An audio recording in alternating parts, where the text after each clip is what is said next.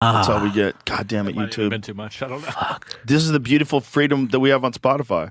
I think we're gonna start doing that, Jamie. I'm not gonna Just compromise. Spotify exclusive. Yeah, just have little clips. Cut it out for YouTube. People will know. Yeah. We'll know. We'll put the full one out on Spotify.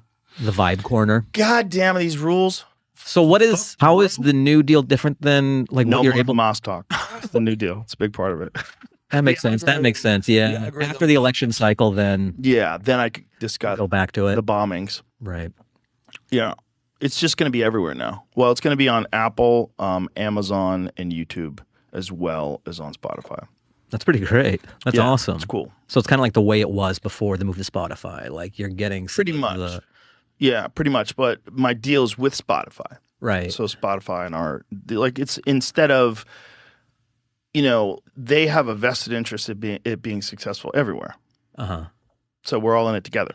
Oh, is that the thought? Like, okay, Yeah. we're drawing people in via Apple Podcast, these different YouTube. It Right. just And draws back. they'll make money off of it being on the other shows too. Oh, okay. It's all good. It's good for everybody. Yeah. It's good. And it's wider distribution is good. And it's just like, look, people get attached to certain platforms. Some people are super attached to Apple, and I used to be as well.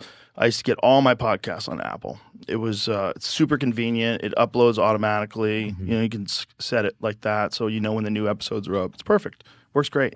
So I get if they didn't want to switch over and listen to Spotify.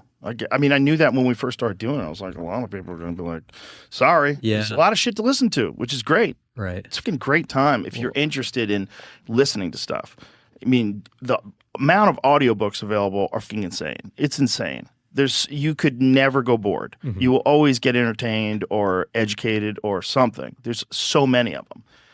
But the amount of podcasts now it's bonkers. There's like 5 million podcasts. Yeah. I remember years ago talking to Ari at the store.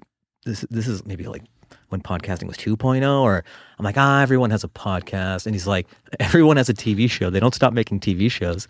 And that was really eye-opening to me too. Like just because there's a lot of them doesn't mean there's no place for new ones and such.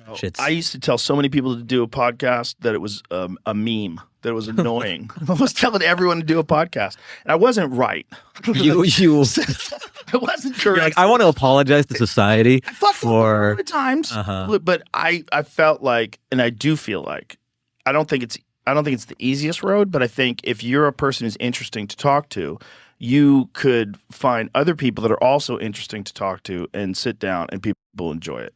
It's like you can do it, right. but it's going to take some work. So Yeah. if you dedicate yourself to it and try to figure out what you're doing wrong, what you're doing right, what makes you annoying, what's more interesting, if you do it right, like treat it like any other thing, you'll get better at it. But it's not going to come easy. Yeah. There's too many of them out there.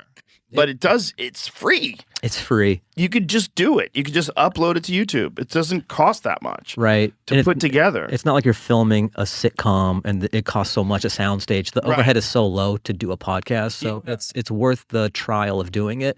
And also, I think just in the stand-up space, it's a great two-hander because you don't always put a special out all the time, and like being able to check in with your fans week to week, Yeah. they like that. Just being a part of your life and stuff, and then they kind of want to know what your baseline is off stage as well, because then they feel closer to you as a performer. You know?